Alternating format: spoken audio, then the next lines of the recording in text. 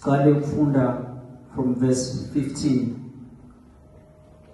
Amen. Mark chapter 16 from verse 15. Abaqalayo kuba nathi, we welcome you. Thank you so much. Siyanamukela futhi asizimiselanga ukuhlukana nani. Kuthiwa ababili noma abathathu uma bebuthane ngegama lakhe uyoba khona nathi. Malibonke igama likaJesu. Ukhona uNkulunkulu engumhlengi, ukhona uNkulunkulu engumthokozisi, ukhona uNkulunkulu elidwala. Uma uyitholile uthi amen. Bese uyambuzo oseduze nawe ukuthi makhelwane awudisembekanga. Ngicela nizishayele izandla ukuthi uDisemba nisekhona benkosi. Amen. Umoya Ngcwele kulamalanga uyabeka kakhulu into ye deliverance. Thi Mlungisi minister kakhulu in the office of deliverance. Amen. And singakabhekanga ivesi lethu la namhlanje, when singabantwana bakaNkulunkulu, uNkulunkulu esisindisile usinikeza iziphiwo. Awusanibonani? When umoya Ngcwele ehla phezu kukaJesu, iBhayibheli lithi wehla in the form of a dove. Awusanibonani? Ushuthi ke na wehla njengejuba, wehla in the form of a dove, but it was the Holy Spirit. And then abakhulumayo ngejuba bathi ijuba linalezinto eziyi9 la emuva kutheli yabo, utheli usila wazo akusema feda but kunamagama okhona bathi ayi9. Let's leave the deep things kulokho. Usho ukuthi lokho usho ukuthi ke na the Holy Spirit uma ehlela kumzalwane noma singayikhipha ngosazalwane kuyazwakala asiyikhiphe umoya Ngcwele angazi ngiyangizwa nonke bazalwane. Amen. Umoya Ngcwele uma ehlela kumuntu wehlela neziphiwo, wehla nani? Awu ibandla likho. Wehla neziphiwo. Umoya Ngcwele makahla wehla nani? Neziphiwo. It's the gift of the Holy Spirit. So kuleziphiwo zikamoya Ngcwele kukhona ama-office siwabiza five-fold ministry. Sike sakhuluma ngayo, ake sibone ukuthi ngikhona number 1 lana yini. So ngene izulu nisifaka amateki. Apostle. And apostle, this finger symbolizes an apostle. Maybe sesikhona ke manje. Mamashini lesi symbolizes what? Oh, kanti khona short. This symbolizes a prophet. How do you say something kanti sesikolweni? It symbolizes a prophet because it's a pointing finger. Likhombisa izinto. That says the Lord, a pointing finger. Bese lena omude, this tallest one. Short bayekele. It's why evangelist. Why evangelist? Yabona ukuthi kule mino yami lona mude kunawo wonke. Okusho ukuthi yena an evangelist is the favorite amongst all the gifts. Okusho ukuthi yena he is a crowd puller. Mangathiwa kuzumvangeli la people will come running because abavangeli they come with a revival. Bangafika bathi bavele barase and we become blessed. Those are evangelists. And then bese lana likhona kodwa libandla lo muntu lona bazalwane abathanda uJesu usymbolize ini? Anginizwa.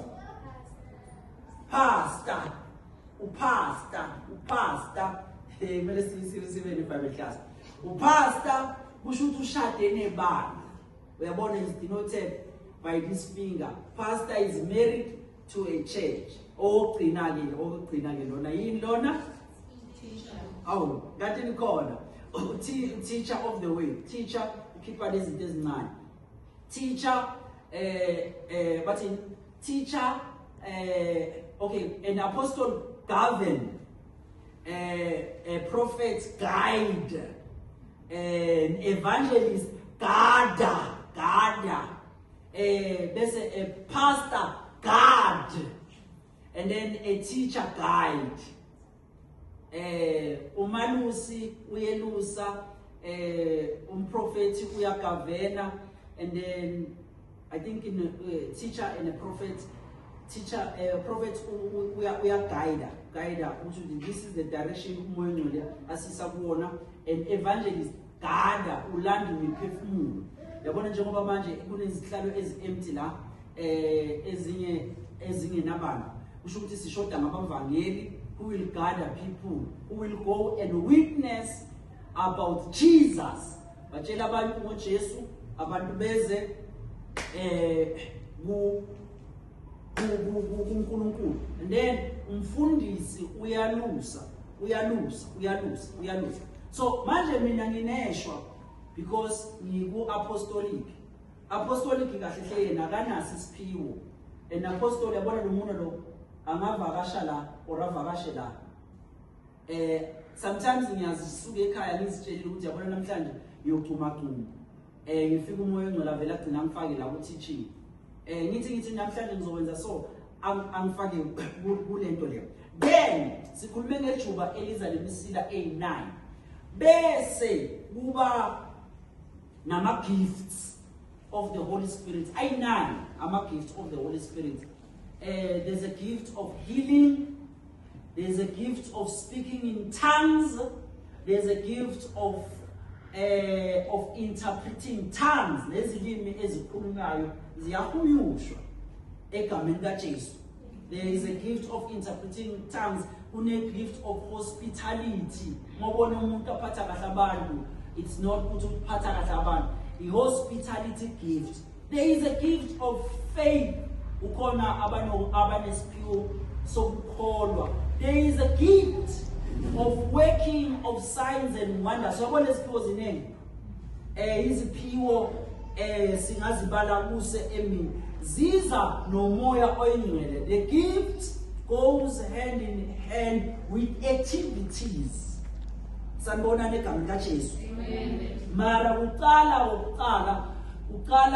uqalwa nge-outpouring kamoya engcwele, ukwehlelwa ngamandla kamoya engcwele. Qala ngokwehlelwa ngamandla kamoya engcwele, then afterwards kuza lezo ziphiwo. So sizofunda uMark chapter 16 verse 15.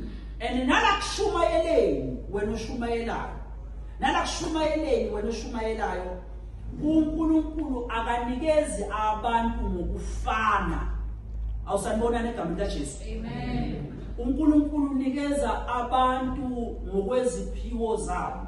Wonke umuntu osuke ebizwa uNkulunkulu usuke ene assignment ekumele ayifulfill. Njengami mina angibizelwa into eyiningi. Mina ngibizelwe to unlock what is inside a person, to help ibandla discover ipotential uNkulunkulu ayibeke kimi. Okusho ukuthi yena njenge-steppies ngibizelwe uku-ashara abantu to their respective destinies. Okusho ukuthi yena I am an usher. Moyo makakubiza wamtshela ukuthi ngiwu-usher. Mangishumayela lana I am ushering you to your respective destiny. Uzokumbona ngelinye ilanga mangishumayela i-addressa i-laziness. Wathi mlungisi why ukhuluma nge-laziness isesontweni? I-address umoya wokuvilapha ngoba sometimes wongakubamba to walk towards what God has called you to do. Ngiyakhala ngithi Nkosi, we anoint abafundisi abaningi and equip abafundisi abaningi bese bashiya. Then someone might say, what if uNkulunkulu has called you to equip them and release them? What if umsebenzi wakho lo ungakhali kakhulu uma behamba? Awusanibonana egameni kaJesu. Amen. Kuzo seduze nakuthi ubizelwe makhelwane. And there are those who are in an office of prayer. They are intercessors. They are intercessors.